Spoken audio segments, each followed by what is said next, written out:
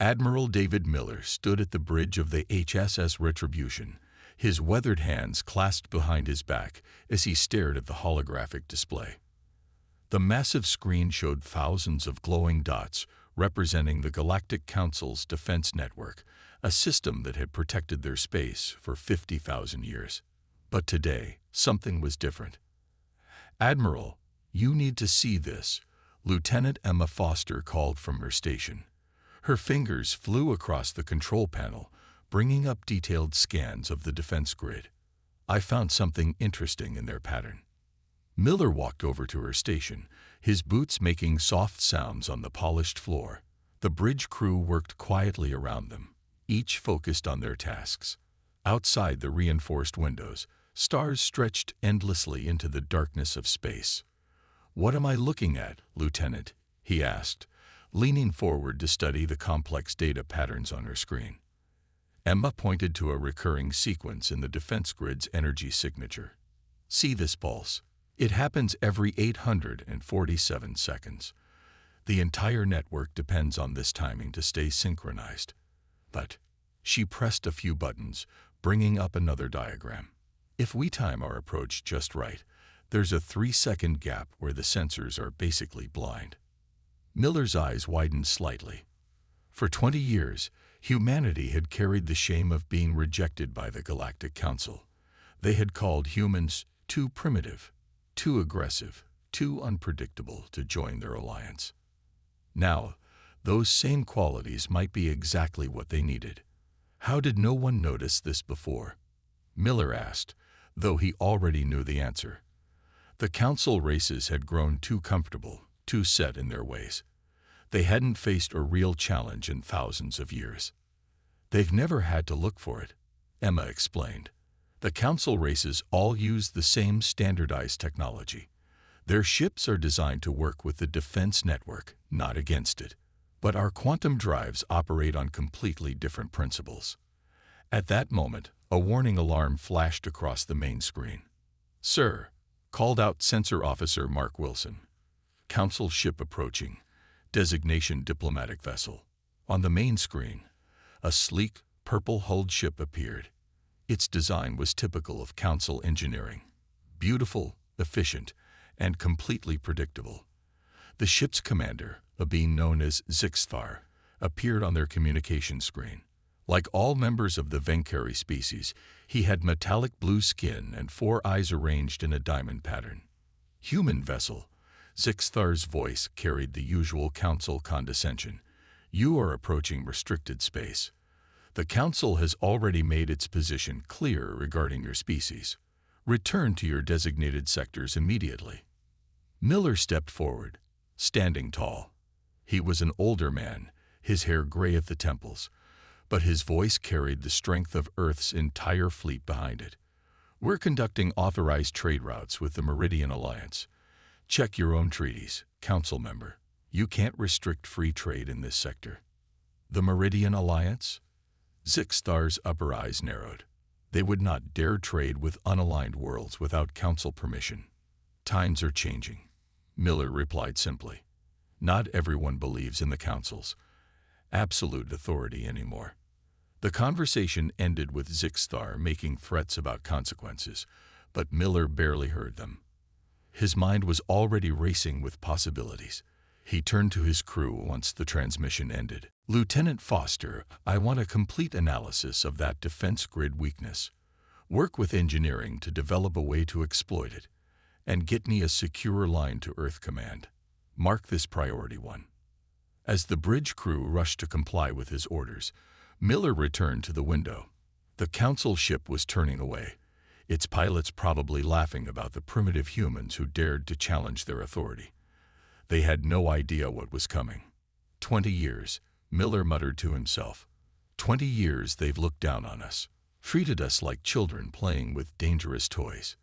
He smiled slightly, remembering how his own grandfather had fought in the First Contact War, how humanity had surprised everyone by holding their own against superior technology. Emma's voice interrupted his thoughts. "Sir, Earth Command is responding. They're giving us the go-ahead. Operation Thunderstrike is approved." Miller nodded, feeling the weight of history on his shoulders. "Send word to the fleet. All ships to maintain radio silence. We move at dawn." He looked one last time at the defense network diagram, its perceived invulnerability now revealed as its greatest weakness. The Council had ruled the galaxy through fear and technology for 50 millennia. But they were about to learn that humanity's greatest strength wasn't in their ships or their weapons. It was their ability to see patterns others had ignored, to think in ways the Council had forgotten was possible. The war for humanity's place in the galaxy was about to begin. Captain Robert Hayes sat in the command chair of the stealth ship HSS Shadow, his heart beating steadily as they approached the outer ring of the Council's defense network. His ship was running dark, with only essential systems powered. Around him, the bridge crew worked in near silence, their faces lit by the dim blue glow of their screens. "Status report," he whispered, though the Council's sensors couldn't possibly hear them. "Quantum drive running at 2% power," replied Engineer Susan Parker from her station. She had spent 3 months modifying the ship's engines for this mission. "We're practically invisible." The HSS Shadow was smaller than most warships, built for speed and stealth rather than power. Its black hull was covered in special materials that absorbed sensor scans. But their real advantage was the new technology they were testing. "Time until we reach the gap Lieutenant Foster discovered?" Hayes asked. 3 minutes to the sensor blind spot," responded Navigator Eric Brooks. His fingers moved carefully over the controls, guiding their ship through space. "If her calculations are wrong." He didn't need to finish. Everyone knew that if Emma Foster's discovery was wrong, they would crash right into the defense network's shields. No ship had ever survived that. "Lieutenant Foster doesn't make mistakes," Hayes said firmly. He believed in Admiral Miller's plan, and he trusted the data. "Prepare for breach maneuver." The minutes passed slowly. Hayes watched on the main screen as they got closer to the massive energy field that had protected Council space for so long. From this close, they could see the actual defense satellites, huge metal structures floating in space, each one powerful enough to destroy a small fleet. 30 seconds, Brooks announced. The tension on the bridge grew thicker. 20 seconds. Hayes gripped his chair's armrests. 10 seconds. Everyone held their breath. Mark. The HSS Shadow slipped through a spot in space that looked no different from any other. For 3 terrifying seconds, they flew through what should have been certain death. Hayes counted in his head. 1, 2, 3. They emerged on the other side. "We're through," Parker almost shouted, then quickly lowered her voice. "Sir, we're through the outer defense ring. No alarms. They didn't detect us." Hayes allowed himself a small smile. "Send the encoded burst transmission to Admiral Miller. Phase 1 is successful." As his crew celebrated quietly, Hayes studied the sensor readings of what lay ahead. The Council had built their defenses in layers, like an onion. They had just penetrated the first layer, but there were more to go. Suddenly, Parker's console lit up with warnings. "Sir, Council patrol ship at heading 047. Hold position," Hayes ordered calmly. "Power down everything except life support and sensors." The crew watched nervously as a massive Council warship passed nearby. Its purple hull glowed with energy, and its sensors swept the space around it. But the Council ship didn't change course. It couldn't see them. "They're still using standard detection patterns," commented Security Officer Linda Williams. "They're not even looking for ships like ours." Hayes nodded. The Council's greatest weakness was their belief that they had thought of everything. They had used the same technology, the same tactics for thousands of years. Why change what had always worked? "Send the second data packet to the fleet," Hayes ordered. "Include full scans of their patrol patterns." The HSS Shadow continued its mission, slipping deeper into Council space. They passed more patrol ships, more defense stations, and none of them detected the human vessel in their midst. Each scan they took revealed more about how the defense network operated. Hours later, Hayes received an encrypted message from Admiral Miller. "Phase 2 approved." Stand by for fleet arrival. Hayes shared the message with his crew. They had just made history. The first ship to ever breach the Council's outer defenses. But this was just the beginning. The Council thinks their technology makes them invincible, Hayes said to his crew. But humanity has something better than perfect machines. We have imagination. We see things differently. He looked at each crew member in turn. And soon, very soon, the Council will learn that their perfect system isn't so perfect after all. As if to prove his point, another Council warship passed nearby, its crew completely unaware that their impenetrable defense had already been breached. The revolution had begun, and the Council didn't even know it yet. The real war was about to start, and humanity was already inside their walls. Commander John Martinez watched the holographic display as hundreds of human ships moved into position. From his command post on the HSS Valiant, the fleet looked like a dance of lights against the darkness of space. Each ship knew its exact place in the plan they had practiced for months. "Status report on the Council's response," he asked, his voice steady despite the tension. Tactical Officer William Boyd checked his screens.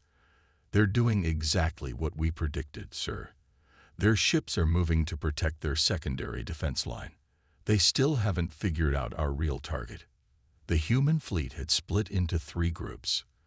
The largest group attacked the defense network head-on, drawing the Council's attention.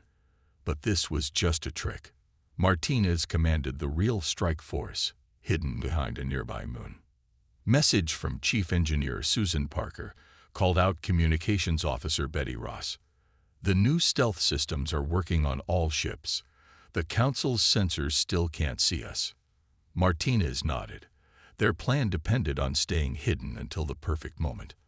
On his screen, he could see the Council ships rushing to defend against the obvious attack. Their purple-hulled warships moved in perfect formation, following the same tactics they had used for thousands of years. "Poor bastards," Boyd said quietly. "They've forgotten how to think differently." "That's their weakness," Martinez agreed. "They expect everyone to fight like them."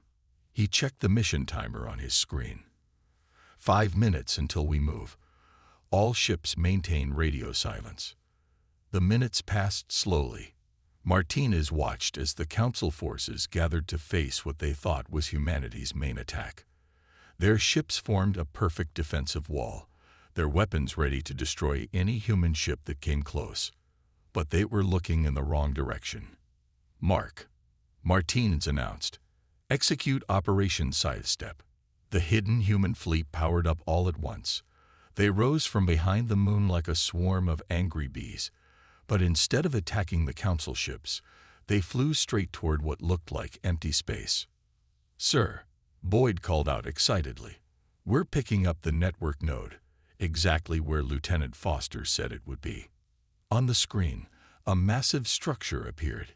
It had been invisible before, hidden by advanced cloaking technology. This was one of the main control stations for the entire defense network, and the Council had thought it was completely hidden.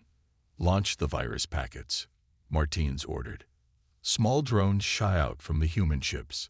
They carried special computer programs designed to confuse the defense network. As soon as they hit their targets, alarms started blaring throughout Council space. "The Council fleet has spotted us," Boyd reported. "They're turning around, but they're too far away to stop us." Martinez watched as the Council ships tried to reach them in time. But their perfect formation now worked against them. They had to turn their entire fleet around, and it was taking too long. "Sir, the virus is working," called out System Analyst Mary Wilson. "The network node is losing power. Their shields are failing." The massive Council structure in front of them started to flicker like a dying light bulb. Its perfect invisibility failed, revealing its true form to everyone. Around it, defense satellites started shutting down one by one. "Message from Admiral Miller," Ross announced. "The other fleet groups report similar success. 3 more network nodes have been found and disabled." Martinez allowed himself a small smile. The Council had hidden these control stations, thinking no one would ever find them. But they hadn't counted on human determination, or Lieutenant Foster's brilliant analysis of their sensor patterns. Council ships will be in firing range in 2 minutes, Boyd warned.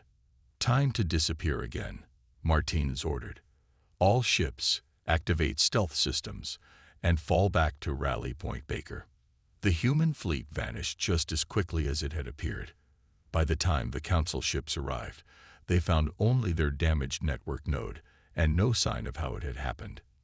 Mission accomplished, Martinez announced to his crew. The Council just lost control of a quarter of their defense network, and they still don't know how we did it. As the HSS Valiant slipped away into the darkness of space, Martinez thought about how the mighty Council must be feeling right now. For the first time in 50,000 years, someone had not only found their secret weakness, but had actually used it against them. The war was far from over, but humanity had just proved something important.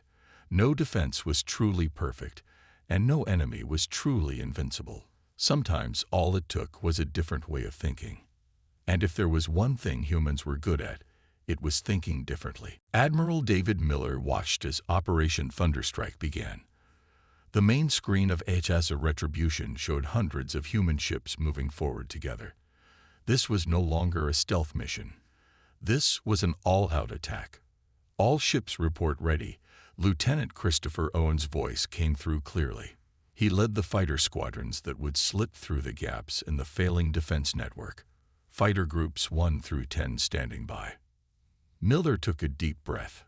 Everything they had done so far had led to this moment. Launch all fighters, he ordered. Begin the attack. Space lit up as thousands of human fighters poured out of their carrier ships. They flew in patterns that would have seemed chaotic to the Council observers, but every move was carefully planned. Council ships responding, reported Tactical Officer Sarah Wells. They're trying to form their standard defense lines, but their network isn't responding properly. On the screen, the Council's mighty warships struggled to coordinate their movements. Without their defense network working properly, they had to rely on older methods of communication. Their perfect formations started to show gaps. They're panicking, Emma Foster observed from her station. She had been promoted after discovering the network's weakness. Look at their energy readings. They're using way too much power trying to restart their defense systems. Miller nodded. The Council races had relied on their automated systems for so long, they had forgotten how to fight without them. Launch Phase 2, he ordered. New ships appeared from hidden positions. These were Earth's latest weapons, ships built specifically to exploit the weaknesses Emma had found. They were smaller than regular warships, but packed with special equipment that could interfere with Council technology. Sir, Sarah called out, the Council's third fleet is breaking formation. They're retreating. For the first time in known history, a Council fleet was running away from battle. The sight caused cheers to break out across the bridge.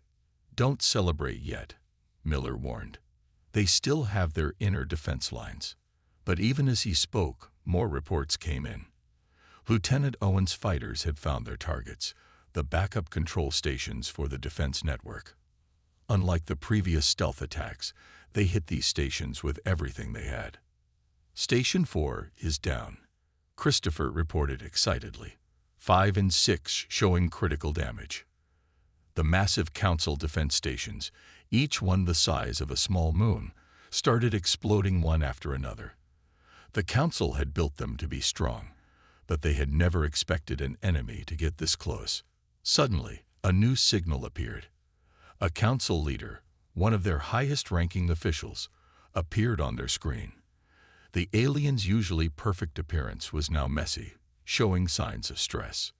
This is impossible, the Council leader shouted. How are you doing this? These defenses have stood for 50,000 years. Miller stood tall as he faced the alien leader. That was your mistake, he said calmly. Anything that doesn't change for 50,000 years becomes predictable, and predictable defenses can be broken. We will not surrender, the Council leader declared. We are activating our emergency protocols. The screen went dark, but Miller wasn't worried. They had planned for this too. Sir, Emma called out. "They're trying to activate their ancient weapon systems." But she smiled. "They can't. Those systems were connected to the same network we just destroyed." More reports of victory came in from all directions. Council ships were either retreating or surrendering. Their mighty defense network, which had protected them for so long, was falling apart piece by piece. "Message from Earth Command," Communications Officer Ben Carter announced. "They say," he paused, double-checking the message. "They say the Council's inner worlds are calling for emergency meetings. Some of them want to surrender." Miller looked at the main screen, where Council ships were still trying to fight without their precious network. They were brave, he had to admit that. But bravery wasn't enough when your entire way of fighting had been broken. "Send word to all ships," Miller ordered. "Continue the advance. The Council needs to understand. The old way of doing things is over. The galaxy is changing, whether they like it or not." As human ships pushed forward into what had once been impenetrable Council space, Miller thought about what this meant. Humanity hadn't just broken the Council's defenses, they had broken their belief that they were invincible. And that, more than any weapon or technology, would change the galaxy forever. Ambassador Rachel Duncan walked into the Council's emergency meeting chamber on Centaurus Prime. Even now, with their defense network failing, the Council members sat in their elevated seats, looking down at everyone else. Old habits died hard. "The humans have no right to be here," shouted the Venkari representative, his blue skin dark with anger. "This chamber is for civilized species only. Your definition of civilized seems to be failing along with your defenses," Rachel replied calmly. The human ambassador wore a simple black suit, standing straight as she faced the Council. "We're here to discuss terms." Communications Officer Daniel Cooper stood behind her, recording everything. His equipment picked up worried whispers among the Council races. Some of them were already planning to switch sides. "Terms." The High Speaker's voice boomed through the chamber. "You dare to offer terms to us?" Rachel pulled out a data pad and placed it on the central platform. "These are messages from 15 of your member worlds. They're asking for separate peace talks with Earth. Would you like me to read them aloud?" The chamber erupted in chaos. Council members started shouting at each other. Some accused others of being traitors. Others demanded to know how their perfect system had failed. "Silence," the High Speaker roared. When quiet returned, he glared at Rachel. "Why are you really here, human?" Rachel's voice remained steady. 20 years ago, you rejected humanity's application to join the Council. We've come to find out why."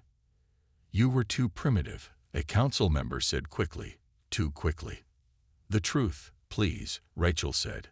"Our ships just broke through your unbreakable defenses. We deserve to know." Daniel's equipment suddenly picked up a new signal. "Ambassador," he whispered, "you need to see this." He handed her a tablet. On it was a decoded message, one that had been hidden in the Council's secret archives. As Rachel read it, her eyes widened. "So," she said slowly, looking up at the Council, "you didn't reject us because we were primitive. You rejected us because you were afraid." The High Speaker's face changed color. "That's nonsense." "This report," Rachel held up the tablet, "from 20 years ago, says humans were too adaptable. It says we learned too quickly and changed too fast. You were afraid we would become too powerful." More whispers filled the chamber. Many Council members looked uncomfortable. "Your own analysts predicted that if humans joined the Council, we would advance too quickly," Rachel continued. "You feared we would surpass you within a century. So instead of welcoming us, you tried to keep us down." "It was for the stability of the galaxy," the High Speaker insisted. "Your species doesn't understand the importance of tradition, of doing things the proper way." "The proper way?" Rachel laughed softly. "Your proper way just failed. Your defense network is collapsing. Half your member worlds want to make peace with us. How's that for stability?" Just then, Daniel received another message. "Ambassador," he said, loud enough for everyone to hear, The Meridian Alliance has officially recognized Earth as a major power. They're asking to form a new alliance without council approval. The chamber exploded into chaos again. The Meridian Alliance had been the council's strongest supporter for millennia. If they were switching sides. Here are our terms, Rachel announced, her voice cutting through the noise. First, humanity will be recognized as a full galactic power. Second, the council will be reformed, with all members having equal votes.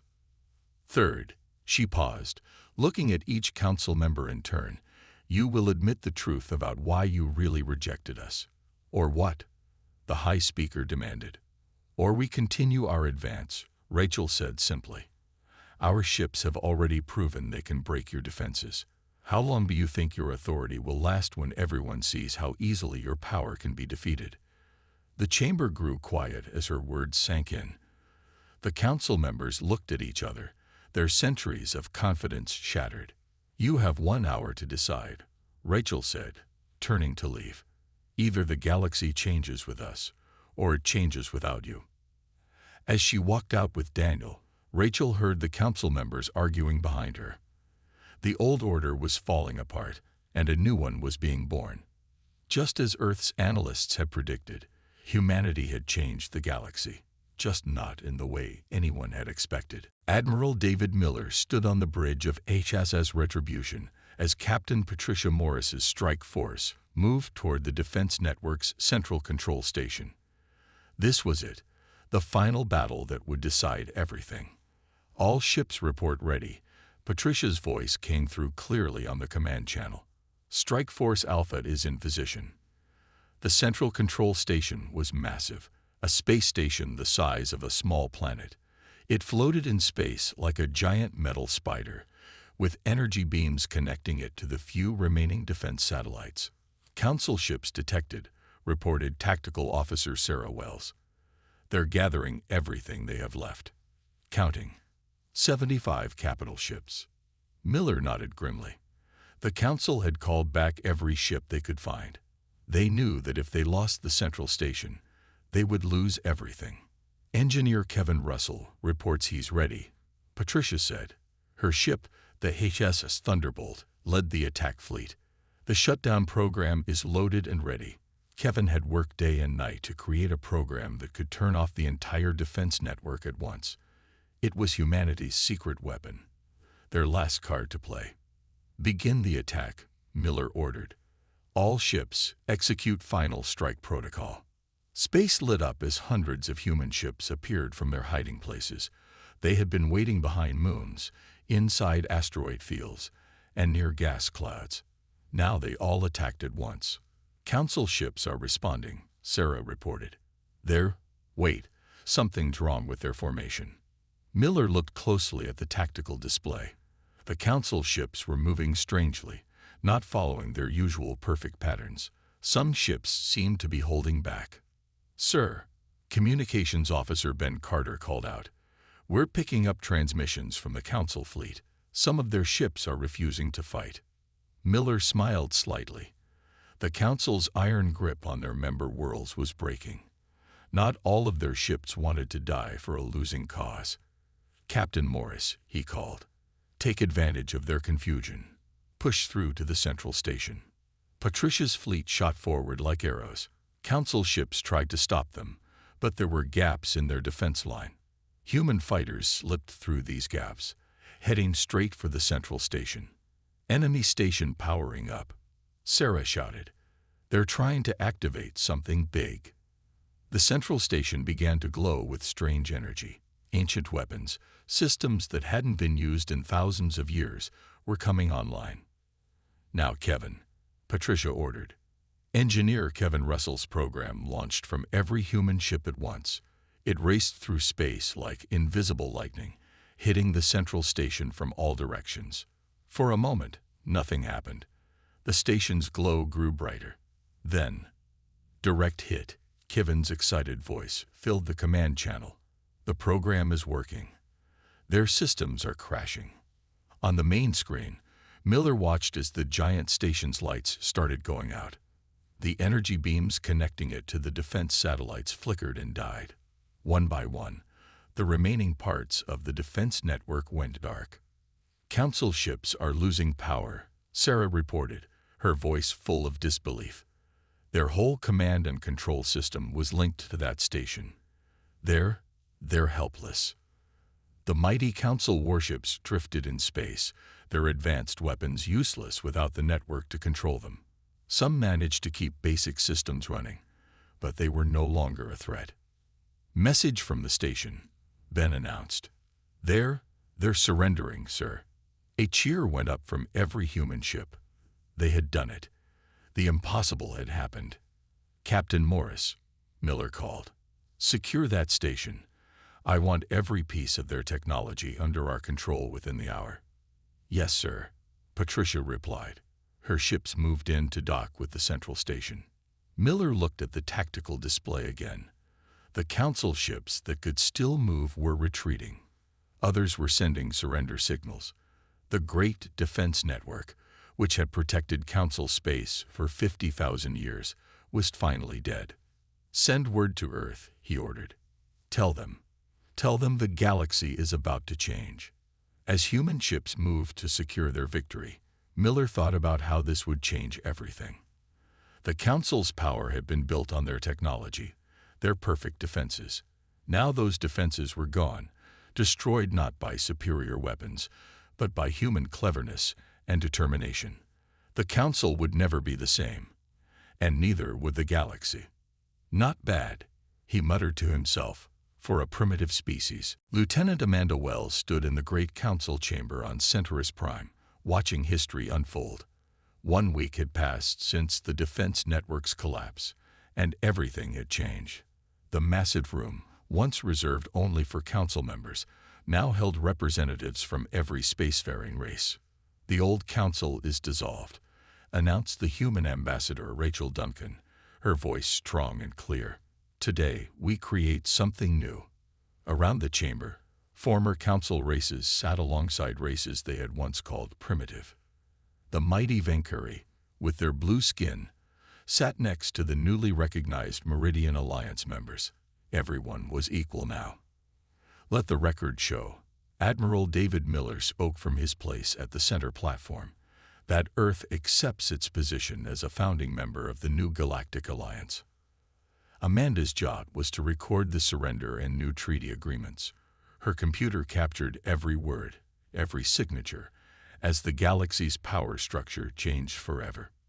To think, whispered Captain Patricia Morris, standing next to Amanda, they rejected us because they thought we'd change things too quickly. She smiled. Guess they were right about that part. The chamber's main doors opened, and Engineer Kevin Russell walked in with Chief Engineer Susan Parker. They carried data drives containing all the secrets they'd found in the central control station. The Defense Network's technology will be shared, Susan announced to the gathering. No single race will control it anymore. We'll all work together to build something better. Amanda watched as former Council members shifted uncomfortably in their seats. They weren't used to sharing their secrets, but they had no choice now. What about our traditions? Asked an old Council member, his voice shaking. 50,000 years of history. Will be remembered and respected, Rachel replied firmly, but not worshipped. The galaxy must move forward, not stand still. Commander John Martinez, who had led many of the successful attacks, stepped forward with a report. Already, 17 worlds have asked to join the new alliance. They see that change brings opportunity, not just danger. Amanda's computer recorded it all. The treaties, the agreements, the new laws that would govern galaxy-wide cooperation. But more importantly, it recorded the looks on everyone's faces. Hope mixed with uncertainty, fear giving way to excitement. Earth brings something special to the galaxy, Rachel continued. We bring change, yes, but we also bring adaptation, innovation, the ability to see new ways of doing things. Lieutenant Emma Foster, whose discovery had started it all, stood up to speak. The Defense Network failed not because it was weak, but because it never changed. It was perfect, until it wasn't. We must learn from that mistake. Admiral Miller nodded in agreement. The new defense systems we build together will be different. They'll be flexible, adaptable, like humanity. Amanda watched as, one by one, the representatives came forward to sign the new treaties. Each signature represented a vote for change, for progress, for a new way of doing things. The human fleet will remain in position, Miller announced, until the transition is complete. But we come as equals now, not conquerors. Outside the chamber windows, Amanda could see Earth ships floating alongside vessels from other worlds. Their crews were already working together, sharing knowledge, learning from each other. One last thing, Rachel said, holding up a datapad. We found this in the Council's secret archives, a prediction made 20 years ago that humans would change the galaxy within a century. She smiled. They were right. But change doesn't have to be feared. It can be embraced. As the historic meeting ended, Amanda saved all the records and looked around the chamber one last time. The old council seats, once set high above everyone else, would be removed tomorrow. In their place would be a round table, where all races could sit as equals, ready to send the final report to Earth. Patricia asked her. Amanda nodded. Yes, Captain. Should I include a personal note? Good idea. What will you say?